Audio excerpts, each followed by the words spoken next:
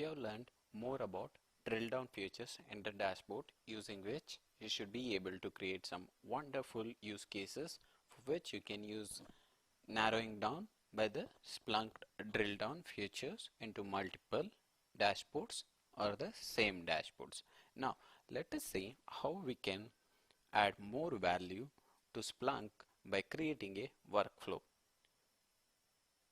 Imagine what is the first step you do when you find some weird IP address or some string in your logs. What is the first thing that comes up to your mind? Okay, the first thing that comes up to my mind is, let me Google this.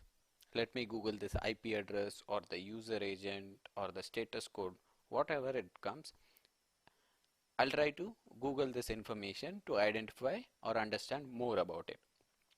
Let's see how we can configure it as a workflow to make it as simple as by just clicking on a link in our Splunk. We'll configure a workflow that is, I have a field that is my IP address, that is my client who is accessing my website. I have his IP address. I need to see or I need to Google to know more about this IP address. We'll see how we can configure this as a workflow so that this can be accomplished by just simple as clicking on a link. And we can also expand this to search whether this IP has been blacklisted, or we can identify more information by doing a OS lookup, or if it is an internal IP, the client IPs that my application testers are using, it's an internal IP, I can test it using a database lookup if I have a asset database in my environment. That is all about workflow.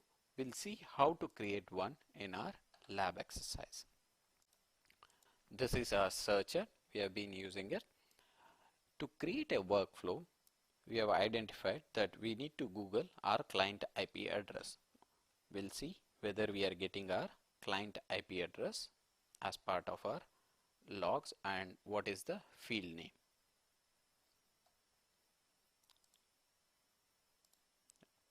Yeah, in last 30 days we should be able to see our tutorial data as part of our previous discussions where we have uploaded this data into a searcher. So here is my client IP. Let me bring it on top. This is my client IP.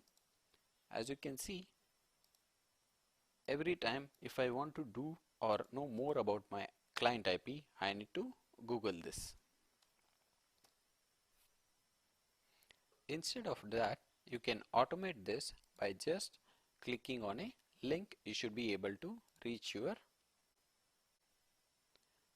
this page where it gives you much more information, or even you can narrow it down to OS lookup or any other third-party sites where you can get more information about these IP addresses.